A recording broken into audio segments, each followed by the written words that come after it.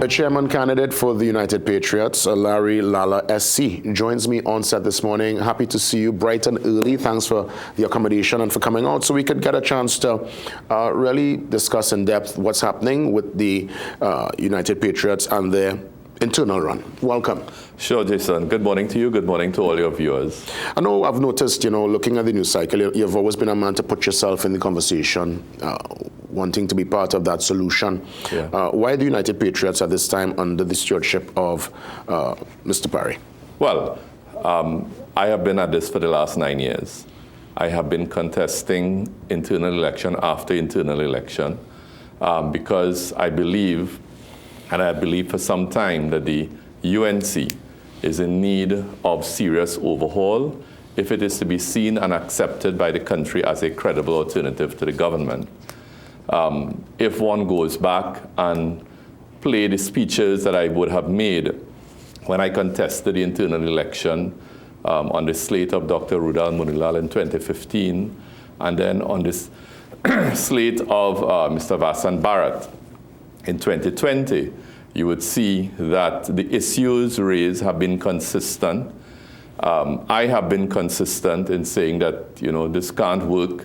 And the country has been consistent in its rejection of the UNC in all these years. And, one hopes that with the passage of time and with the message being relayed over and over again, it would sink in and people would understand the need for there to be fundamental change in the UNC. There's nothing I didn't roll off my bed, a few mornings ago and decide I'm going to get involved in the internal election. I have been at it for a long time and basically saying the same thing. I must say you're a man of tremendous character and heart because you've been at it for so long. And colleagues like, Vasan Bharat and others would have said in the public domain that the internal process, it seems to be in favor of those who sit in the seat of authority. Yeah. It seems like those like yourself and others coming in from the outside do not stand a chance, but yet still you show up every time. Why so? I would like to think that I'm someone with very deep conviction. I don't have to be doing what I'm doing. I could be sitting in my office in my practice, very, very happy. But, what is the point in doing that when the country is falling apart? We need more people to get involved, people who have a voice, people who are not afraid to voice their concerns and put themselves on the line for the sake of the country, and it is something that I feel very strongly about. I have never shied away from making strong comments on issues when I see something going wrong. And that is something we just have to do. It is something that I feel compelled to do. And that I will do as long as I can. As long as I have health and a voice, I'm going to use it for the betterment of my country. Yeah, and we have seen it play out in real time. What's the tone of the internals right now? I know obviously any internal election they will have the back and forth and the use of words to try to discourage or to fire up a particular base. What's been the tone and the tenor thus far? Yeah, so I think wherever we go over the country, all over the country, we're hearing the same thing. It is a sentiment that would have been echoed since the last local government election, that there is need for fundamental change within the UNC. People are tired of seeing the same faces there that are unable to win over support of the national community. So that has been the general theme of the comments that we have been hearing. Another thing I want to comment upon is something you hit on a short while ago. And you would have seen it played out last night, where the other side had their meeting. And it was basically the resources of the party that would normally be directed towards what they call the Monday Night Forum, has been converted into an internal election campaign apparatus with the leader of the party, who is not contesting any post in the election, coming out and openly endorsing a slate of candidates and saying, this is my team, So, that, in my respectful view, does not say a lot about the exercise of democracy in the party, where you have the leader this time deciding not to be involved in the election as a candidate, not putting her office on the line, but basically standing behind those who are going up and pelting Big Stone at the other side. I mean, it is absolutely crazy, but it is what it is. And, you know, the members of the party, the national community, will have a look at it and see how democracy is exercised in the United National Congress. And because of this and your observation from last evening, do you think it's going to be a fair process? Well, I have to say, so far, in my interaction and the team's interaction with the chairman of the election committee, Mr. Darrell Allaha, we have been satisfied that our concerns have been addressed. That's good. But the taste of it will come on election day when we see how things are being organized. I mean, it will be unfortunate if persons who have openly endorsed the other side and are in support of the leader would be the persons who are manning the polling station. I mean, that will come like it could be compared to persons employed in the PNM manning polling stations on election day for the EBC, you know, and that would be wrong. So I'll be watching to see how Mr. Allaha puts together the team that would be manning the polling stations on election day. Because as with the saying, you know, justice must not only be done, it must be seen to be done. So to democracy. Yeah. You know, we have to see fairness at work in the democracy in the party. We have not seen it so far from the leader. Let's hope that the election committee understands the very serious role that they play in instilling confidence in the members that the election is going to be free and fair. I heard Vice President Kamala Harris recently, Vice President of the U.S., make a statement, very interesting one. She said, democracy is as strong as the people willing to fight for it, fight to see it, because it could be very fickle at times. Absolutely. You know, and I found it was a very profound statement. So thanks for that particular observation. My question now, what happens after this internal? Is there a settling of the dust, or is it more or less some people, if they are not successful, being assigned to the political backbench, the political backburner, the political cemetery like we have seen in the past across the divide? Well, I mean, that would be up to the leadership of the party. One would hope that there would be an effort to embrace those who have, in exercise of democracy in the party, expressed a different view. I must say, however, that over the years, we have not seen that exercise within the party.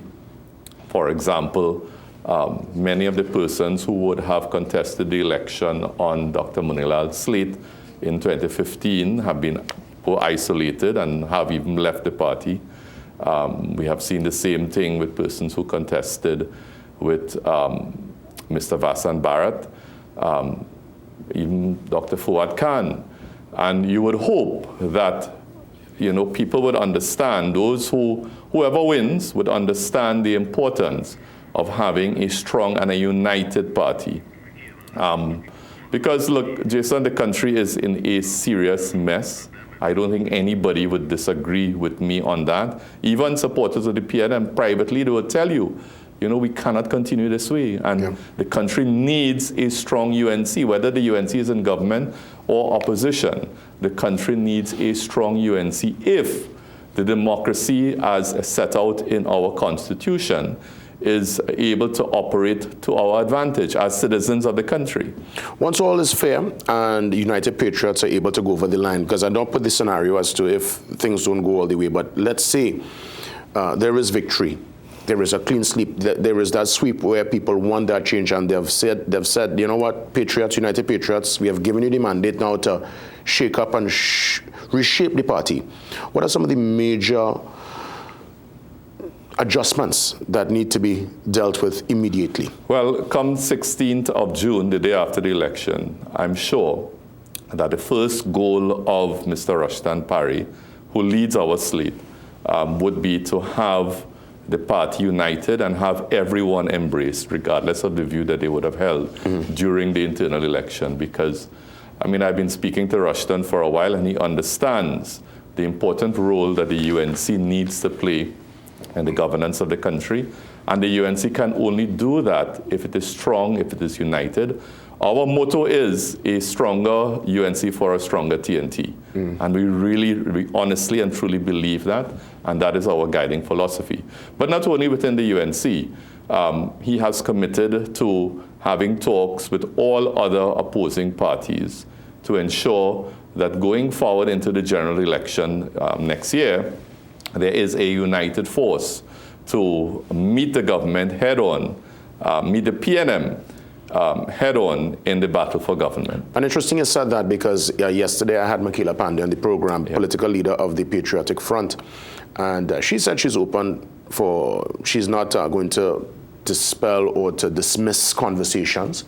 I'm thinking that she, from what she said, and paraphrasing, it seems like she's open to have discussions across the board. Is that also something within your foresight? You're thinking that this could be at least a conversation could happen with Makila? But absolutely, and just this weekend, I believe, Rushton Parry was on record in the media committing himself to that. Okay. You know, so I am very, very hopeful.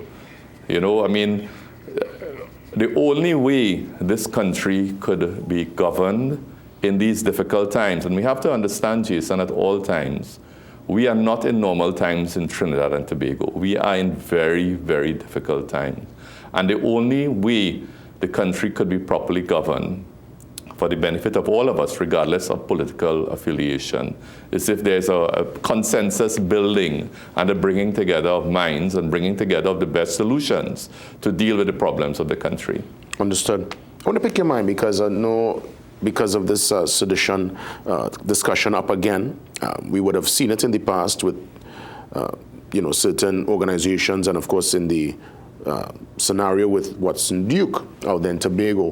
What's your take on it at this point in time, and do you think more so this is an act that can, or at least send a message to others to say, you know what, cease and desist if you're looking to shake up the cage and to shuffle the Trinidad and Tobago feather? I think you hit the nail on the head. I think that, I mean, I have seen some, I didn't know this gentleman before, until I started seeing some of his videos popping up. Trust me, a lot of people didn't know him from before. Yeah, so they're really making him more popular. And he's more famous now. Yeah.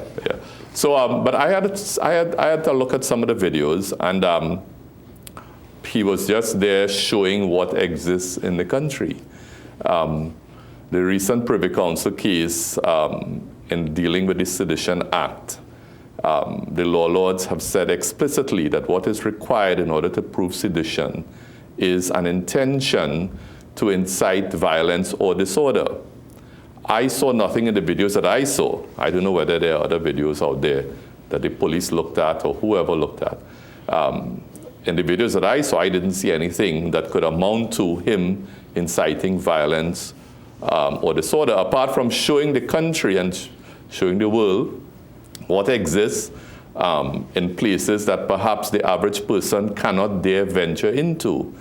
And my personal view, I could be very wrong, but my personal view is the reason why he was charged is because he was embarrassing the government by showing the problem that exists out there that is not being dealt with by the government, that the government is either unwilling or unable to deal with.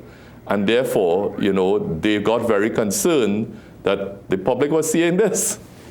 You know, unless I could see a video which amounts to those two requirements, inciting violence or disorder, right? My only conclusion as a citizen of the country is that the man was charged because he was embarrassing the government and the Minister of National Security and the police. Yeah. I want to thank you for that perspective. Very interesting indeed. I'll let you, in the couple seconds that remain before we take the break, just talk directly to your party faithful and just let them know why the United Patriots inside this internal will be the correct decision and movement towards bringing the party to that place that you mentioned, stability of being, you know, flexible and ready for the next phase. But you have summarized everything I wanted to say. Yeah, I really hope that the members of the party understand what we're facing with. They would no doubt appreciate when you say you cannot keep doing the same thing over and over again and expecting a different result. We cannot keep putting up the same incredible personalities. I don't want to call names because we have committed ourselves in this election to conducting a clean election, not engaging in any mudslinging. We have not done any mudslinging, and I'm not going to make any call any names of any persons on the other slate. But we know what has been said. We know that the persons on that slate cannot stand up to national scrutiny, cannot take the party forward. And therefore, as members of the party, if we want a strong UNC, then we have to do something different. And Mr. Rushton Parry has offered a slate of impeccable individuals. No one could point to anybody on our slate and say X, Y, Z, from a negative perspective.